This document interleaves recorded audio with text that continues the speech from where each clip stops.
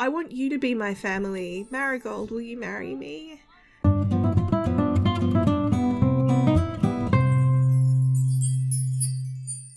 Hi, this is Cass from Aussie Cass Plays, and welcome back to my Not So Berry Challenge, Rose Generation. It is Winterfest. Now, when we left the last part, the power had just been shut off, which I blame the land grabs. I blame Tiffany Landgrab and possibly her husband. However, I did manage to scrounge together the money to pay the bills and buy a Christmas tree by selling things in their inventories, like some upgrade parts that they'd scavenged and assorted other bits and pieces. We're pretty much flat broke, though. We have like 134 simoleons. We're not doing super well, but I would let's open presents together. Now, I've invited over the gang, the main gang, because I figured Shingo and Pierce are probably doing their own thing. They're a couple. They've probably got their own families. It's a lunch, but it's very late because I started recording just at midday and obviously Sims being Sims. So we've got his current girlfriend, like Phoenix's current girlfriend. We've got Jeb for Marigold. Ruby's here because she has no other family. And we have Kara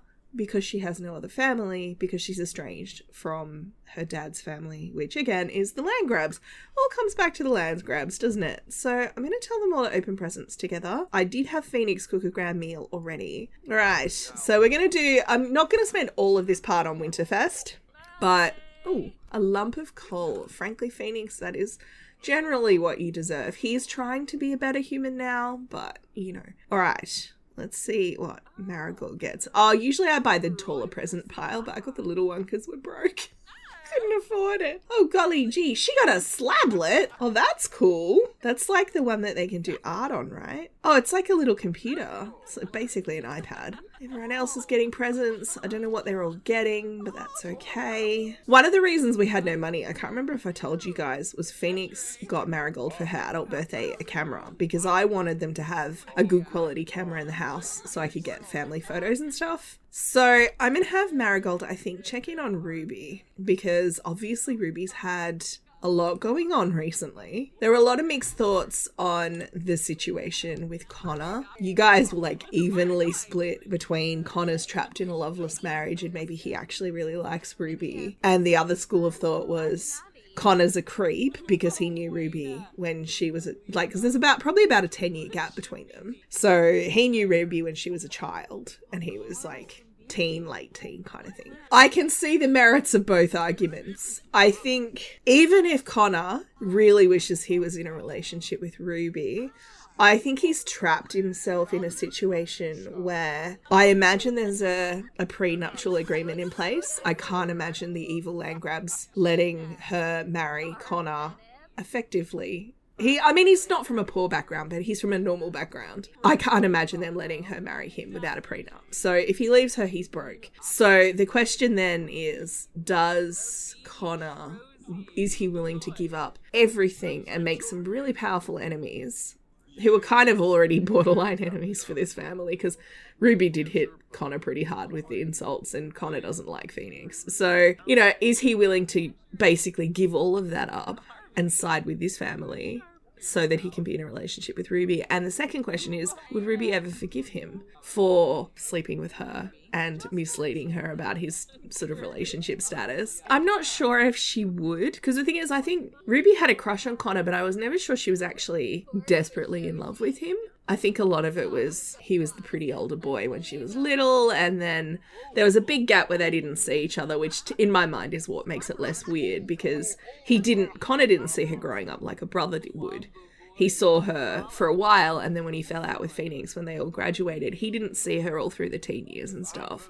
So it was almost like meeting a new person, but not quite, and it's a little bit... Anyway, so I'm going to leave it for now. We'll see. If MC Command Center has other ideas or story progression has other ideas, we'll roll with it. I like that Ruby and Jeb are getting on. She's like, food's ready. I imagine she probably just got it out of the oven, not the fridge. Phoenix is already over here eating. Phoenix, you jerk. At least come sit at the table, dude. I need to get 2 more chairs for this table. There's not quite enough seats. We can't afford it right now. Although she would normally have gone to work today, so she'll actually get paid later in the day for her day off for the public holiday. And he wouldn't have, so he won't earn any money today, but she'll get a little bit, which will help.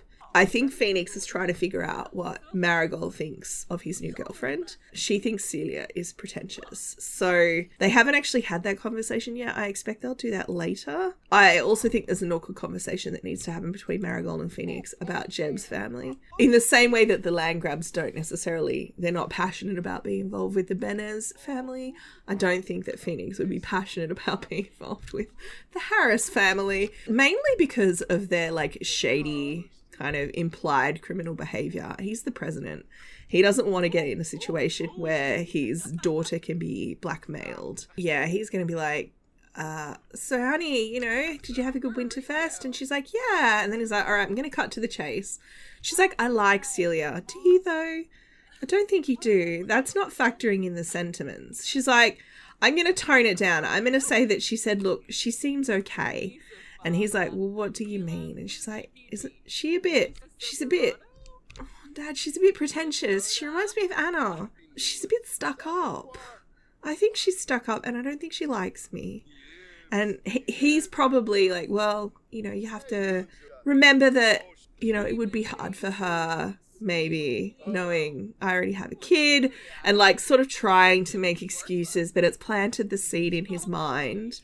Maybe she's not a good choice. We'll skip ahead to tomorrow because I think I want to have Marigold and Jeb go on a date. I think Phoenix is now pondering what she said and, is she actually like Anna? Because obviously he decided he didn't want to be in a relationship with Anna anymore. And a lot of it was how mean she was to Marigold because she was actively mean. Celia hasn't been actively mean. And he's debating whether, because Marigold doesn't have like a huge amount of self-confidence, does she think Celia doesn't like her just because she's interpreting things that are probably quite benign as being negative? Because obviously that's the thing that happens, right? If you're not very confident, you might have that negative self-talk and be like, that person doesn't like me because they didn't smile at me when I said hello. Do you know what I mean? Anyway, he's pondering all of that. I'm not sure if I'm going to have him break up with her straight away. Obviously, there is a time consideration here that he needs one more girlfriend before I can have him attempt to woo Kara, assuming that she hasn't got married by then. And he is going to have to work to win Kara over because they've got like huge negative romance bar at the moment. So I want him to break up with Celia. I have that agenda, but I don't know. At the moment, Celia hasn't done anything super offensive. I'm just not sure that he has feelings for her in that same way. Now, who's working today? Phoenix is working today. That's fine. He's the national leader. He works school hours, as national leaders are prone to doing. Marigold has the day off, which is great because I'm going to have her go on a date. Maybe they could go to the ski fields for the day. All right, we've arrived in Mount Comberaby. It's not snowing yet, but the weather changes at 6, so I guess we're about to find out. So they're here. It's beautiful weather. She's going to kiss him on the cheek. And how was Winterfest with his family? And he's like, not great. I am going to have them go in the onsen, but I thought I'd save that for later. Like once they've been on the ski fields for a bit. Kissing in front of the fireplace. That's super cute. Offer him a massage. He's like, I've never been skiing before. This is really nerve-wracking. She's like, it'll be fine. We'll hold his hands and maybe reassure him. She's like, look, you're so stressed. All right, now I'm just going to have them go on the small slopes. He is coming slowly. Maybe he had to sort out his ski hire and he told her to go ski. Like, go get on the slopes on her own. All right, let's see how he does. I'm going to wait down the bottom. Oh, she's skiing level 2. That was quick. Come on, Jeb. I believe in you. Oh, he's dodged the jump. Fair. Oh, that didn't sound good. Where'd he go? That's fine. She's feeling a bit sad because she's like, I thought I was better at this. Maybe we could offer him another massage. Come on. He doesn't look like he wants to go again. He's like, that was terrifying. He's like, that was so scary. Although he's feeling energized. It's like, could we try something else? I'm just not sure I'm up for going really, really fast down a hill with no brakes. And she's like, yeah, that's fair. So why don't we try the practice climbing wall? Can they do that together? Yeah, nah. She's like, how do people do this? Let's go for a hike. Look at my cuties. Why is Kara calling? Zachary Johnson and I were planning to spend some casual friend time together. I'm going to say yes. I think that Marigold doesn't understand why Kara and her dad aren't a couple. I don't know if she'd try and matchmake them, but I definitely think she's a bit confused by that. And if that had been a romantic question, I think she might have said no. I wish this interaction was available in like other worlds. I wish that they'd come up with like a hiking path for all of the different worlds. Because the thing is, they're already jogging routes. So why couldn't they have used them for hiking routes? Or at least walking routes? I think they're talking about the future, and he's talking about how he doesn't, like, Winterfest reminded him how much he doesn't want to live with his family anymore. She's gently kind of getting his opinions on his family because she knows her dad is a bit nervous about Cletus in particular, who is Jeb's father. Obviously, from a national security point of view, you don't want there to be obvious blackmailing opportunities available. I don't exactly know where they're going. I just told them to go for a scenic walk. I mean, it is scenic. It's quite pretty. They didn't stop to admire the view or anything, though. I suppose I could say hike back to Slope Base. I'm just worried if I interrupt the walk, they'll get a negative sentiment, because I know bad bushwalks and stuff can cause that. So she's trying to suss out his feelings towards his family, and he's like, look, they kept a roof over my head, they fed me. Honestly, I find them embarrassing. You wouldn't tell anyone that, would you? I find them really embarrassing. She's like, look, I get it, you know. Sometimes I find my dad embarrassing too. He was like, yeah, but it's not that I never want to see them. I just would be happy to only see them like on special occasions. And then he's decided, he's like, I want you to be my family. Marigold, will you marry me? And she's saying yes. Yay! And she's like, thank you. I love you so much. It's so romantic. He's probably got a really cold butt though, because he's got ripped jeans. Okay, let's check this sentiment first. Deeply enamored in a winter wonderland. Marigold fell even more deeply in love with Jeb on the enchanting snowy slopes of Mount Comoruby. Oh my god, that's perfect. I don't know where he went though. Oh, he's running away. Okay, you guys need to have some food. Maybe we'll check out this thing. Purchase hot food and drinks. Because I don't think there's anywhere at the onsen they can get food. And I don't really want to have to hire a vendor. I wouldn't mind getting a little cine capsule memento as well. Spicy tuna melt. That sounds yummy. And let's also get the fish tacos, and I'll give them to Jeb. And we're going to give him a gift. He's not in my household. I'm actually thinking about moving him in before the wedding. Let's give him the fish tacos. He's like, hey, fish tacos, just what I wanted. All right, now eat them, because I can't feed you any other way. Oh, hey, look, is that Vlad?